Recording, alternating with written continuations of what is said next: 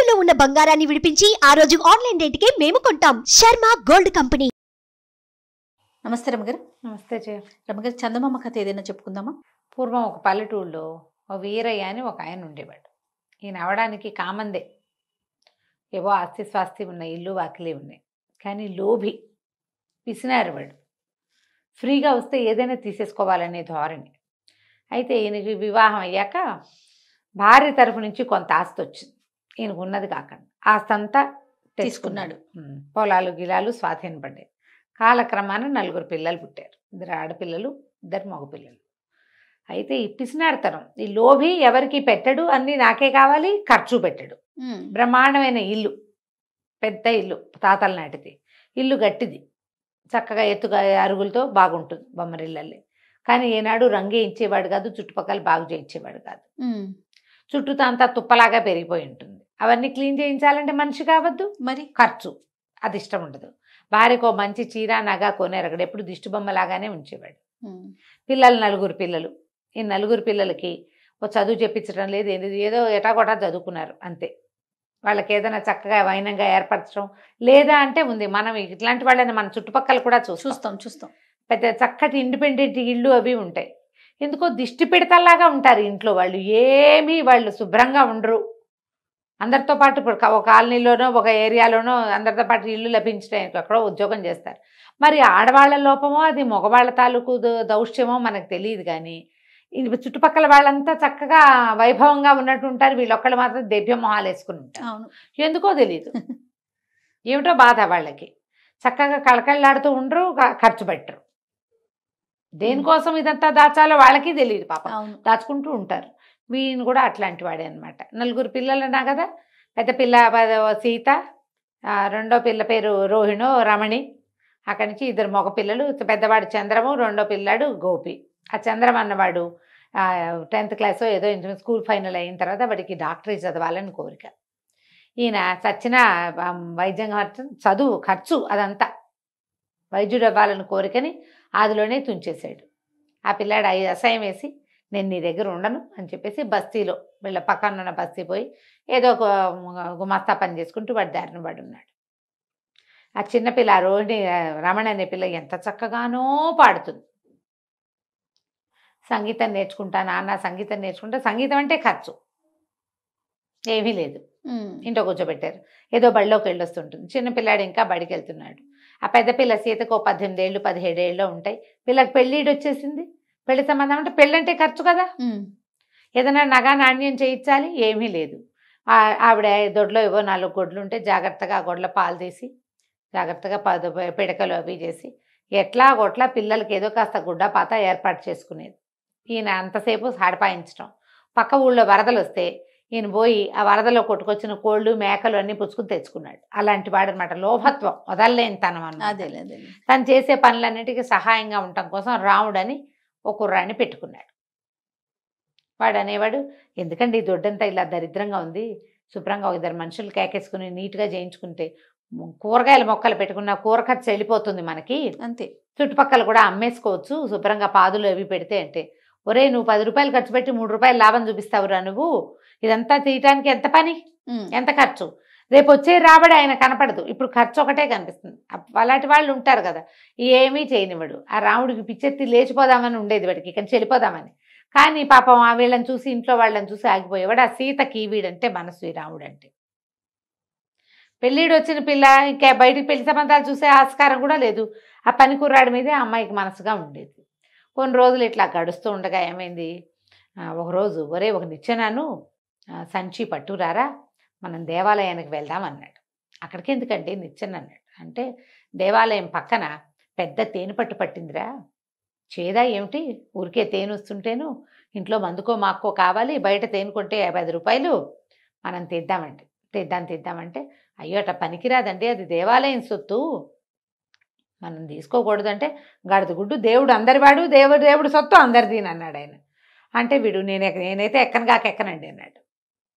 ఎక్కనండి అంటే సరే నేను ఎక్కుతా, నువ్వు కింద పట్టుకో చాలు అని చెప్పేసి ఏం చేశాడు, నిచ్చెన వేసుకుని ధ్వజస్తంభానికి పక్కగా ఉన్న ఒక చిన్న మండపం లాంటిది ఏదో ఉంది, ఆ మండపం మీదకి పైకి ఎక్కాడు.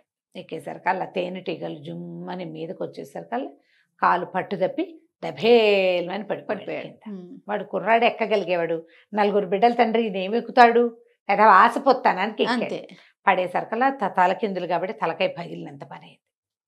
పగిలింది. ఎట్టగొట్ట మోసుకొచ్చాడు ఇంటికి. రాముడే మోసుకొచ్చిన తర్వాత ఏముంది, మూలబడ్డాడు ఈయన. అయోమయంగా అయిపోయాడు. మాట పడిపోయింది. చచ్చిపోలే, అయోమయం అయిపోయాడు. చెప్పిన పని చేస్తాడు తప్పిస్తే ఆయనకి ఏమీ తట్టదు, తెలియదు. వైద్యుడు వచ్చి కట్టుకట్టాడు, అదేదో చేశాడు. కొంచెం మతి రావటం కష్టం రా, సమయం పడుతుంది, అసలు వస్తుందో రాదో, ఈయన ఇట్టాగే సాక్కోవాలి మీరు అన్నాడు. ఇలా బోమన్నారు పిల్ల జల్ల. ఏం చేస్తారు? అక్కడి నుంచి వీడేం చేశాడు చూస్తే, ఇంట్లో ఎవరున్నారు? పెద్ద అబ్బాయి ఏమో ఎక్కడికో వెళ్ళిపోయాడు. ఇక మిగిలింది 2 ఆడపిల్లలు, ఒక చిన్న పిల్లాడు, పెద్ద ఆవిడే. ఆవిడనేమో దిష్టి పెడతలా ఉంచాడు. ఆవిడకి ఏ వ్యవహారమో తెలియదు. వీళ్ళకి బోళ్ళు పొలాలు ఉన్నాయి. ఏదైనా పని చేయటానికి ఈయనకి ఖర్చు పెట్టడం ఇష్టం ఉండదు.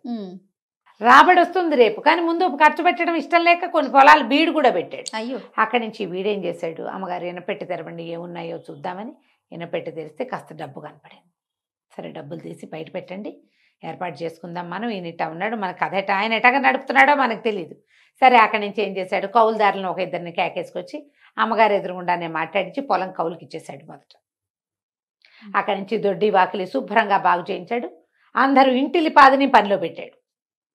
అందరూ మొక్కలు కొట్టేద్దాం, ఈ దొడ్డంతా బాగు చేసుకుందాం. అయ్యగారు లేడు, మన దగ్గర 4 డబ్బులు ఉన్నాయి, రేపేం వస్తుందో తెలియదు, తినాలి మనం. ఆయన మెయింటెనెన్స్ చేసినట్టు కాదు, మన మెయింటెనెన్స్ వేరేగా ఉంటుందని మొత్తం దొడ్డి వాకిలి ఇల్లు శుభ్రంగా బాగు చేయించేశాడు.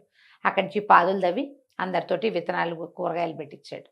3 నెలలు తిరిగేసరికి వచ్చేస్తాయి కూరలు. ఎంతలోకి వస్తాయి? బీరపాదు పొట్లపాదు అవి అయితే అసలు 2వ నెలకే కాపు వచ్చేస్తుంది. చక్కగా కూరలతో కళకళ్ళాడేలాగా చేశాడు దొడ్డంతా. ఇంట్లో శుభ్రంగా కూరలు దొరుకుతున్నాయి. పిల్లలు అంతకుముందు 7 మొహాలు వేసుకుని ఒక్కిల్లాగా ఉండేవాళ్ళు. నుంచి కూరగాయలు అమ్మితే కూడా డబ్బులు వస్తున్నాయి. అక్కడి నుంచి 4 గొడ్లు ఏవో ఉన్నాయి, ఇంకో 2 గొడ్లను పెంచాడు. ఇంకో పాలేరుని పెట్టాడు, వాడు పాలు తీస్తాడు, పాలు బయట పోస్తారు, పాల మీద డబ్బులు వస్తున్నాయి. ఇల్లు ఇంత దరిద్రంగా ఉంది, మనకేమి ఇంత డబ్బులు వస్తుంటే ఇల్లు ఇట్లా ఉండటం ఏమిటి, ఇల్లంతా బాగు చేయించేసేద్దామని ఇల్లు అన్ని పక్కల బాగు చేయించి శుభ్రంగా వెళ్ళేయించి పెంకులు సరి చేయించి నీట్గా చేసి పెట్టాడు. సరే ఈ కూరగాయలు పండుతున్న కాలంలోనే ఎవరో పట్టణంలో వీళ్ళ బాబుగారు చంద్రంబాబు అక్కడెక్కడో ఉన్నాడని తెలిస్తే అక్కడికి పోయి తీసుకొచ్చాడు. బాబు నీకు కావాల్సింది చదువుకుంది, కానీ ఎలాగో మనం పొలం కౌలుకి ఇచ్చాము, డబ్బులు వచ్చేస్తాయి, నువ్వు చదువులో చేరిపో, వైద్య వృత్తి ఎక్కడ చేరుతానంటే అక్కడ చేరు, నేను ఖర్చు పెడతా అని చెప్పి సరి చేశాడు. అక్కడి నుంచి చిన్నపిల్లకి ఏం చేశాడు, అది కూడా 9th 8th క్లాస్ అయ్యింది. ఈ 8th క్లాస్ అయిన పిల్లకి ఓ సంగీత మాస్టర్ని పిలిపించి పాఠం చెప్పించడం మొదలుపెట్టాడు. అన్ని పిల్ల చక్కగా సంగీతం నేర్చుకుంటుంది, చక్కటి పాట దాంది. ఆ రోజుల్లో అప్పటికి ఇంకా గ్రామ్ఫోన్ రికార్డులు వచ్చినాయట. ఇవి రాలా, రేడియోలు రాలా. రేడియో కష్టం, రికార్డులు ఇవ్వచ్చు దూరాన్ని ఎక్కడో, అది కష్టం. కానీ నేర్చుకున్న పిల్లలకి అవకాశాలు ఉంటాయి.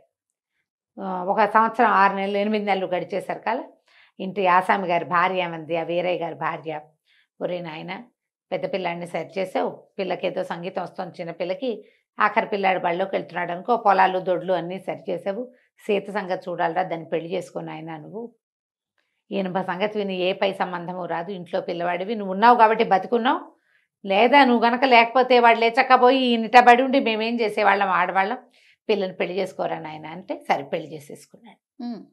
ఏడాది తిరిగేసరికి అసలు ఆ సీతకు కొడుకు కూడా పుట్టాడు. మొత్తం మీద 3 నెలలు కలిసి 4వ ఏడు పడింది. సరే ఏమైంది, ఒకరోజు చేలోంచి కౌలుదారులు తెచ్చి బస్తాలు తిప్పారు వాకిట్లో.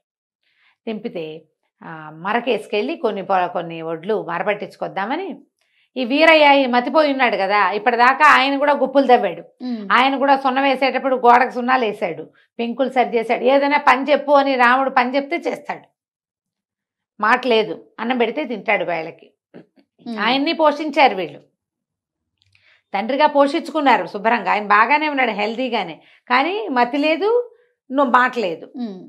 సరే ఏం చేశాడు, ఈ బస్తాలు ఈ వీరయ్యని పట్టండి అయ్యగారు అని సాయం పట్టించి ఒక 20 బస్తాలు బండికేసాడు.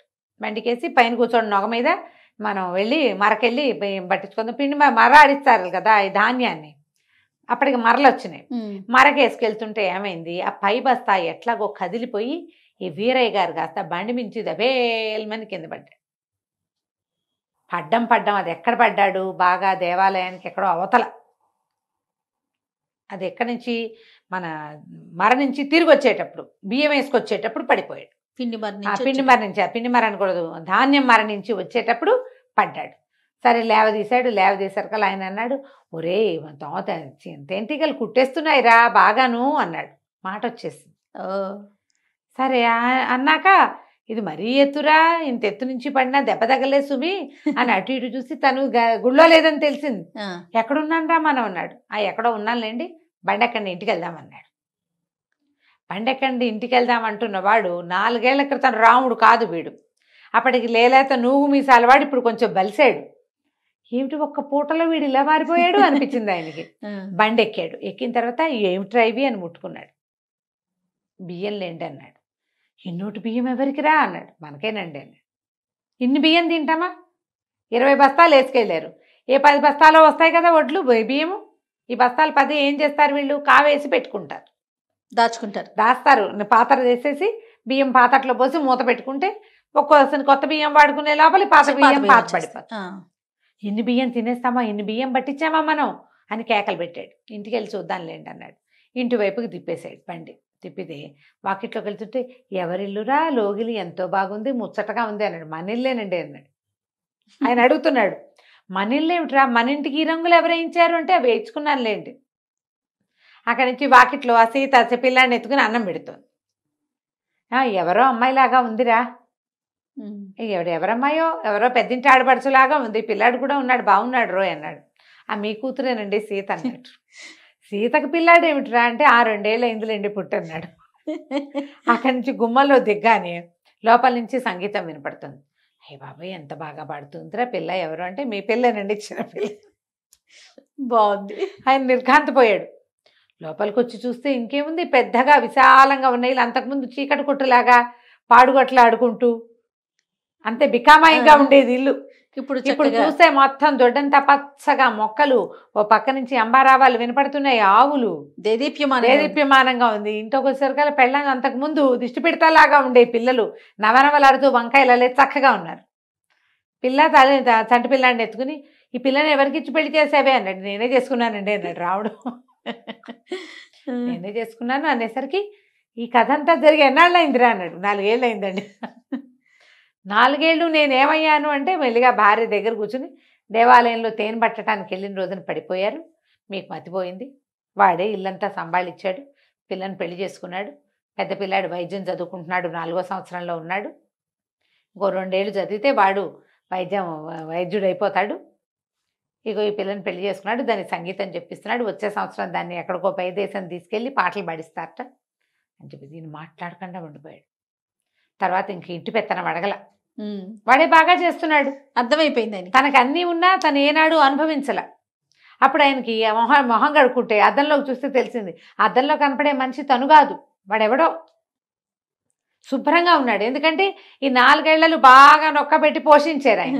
నున్నగా ఉన్నాడు, పిల్లలు నవనవలాడుతూ ఉన్నారు, భార్య శుభ్రంగా ఉంది, ఇల్లు కళకళలాడుతుంది. ఇంక ఈ పెత్తనం ఎందుకు నాకు వాడే సంభాళించుకుంటాడు ఎట్లాగోనని మాట్లాడకుండా ఊరుకున్నాడు. వాళ్ళ ఇల్లు మొత్తానికి గట్టెక్కిపోయింది. కంచికి మనం ఒక 4 ఏళ్ళు ఆయన పడుకునేసరికి అంతే మొత్తం మారిపోయింది. ఒక్కోసారి 4 ఏళ్ళు పడుకుంటే మొత్తం సర్వనాశనం అయిపోయే కథలు ఉంటాయి రమ్మగారు కదా. అవునండి, ఇది మనం మంచి కథ. అవును. రైట్. నమస్తే. నమస్తే.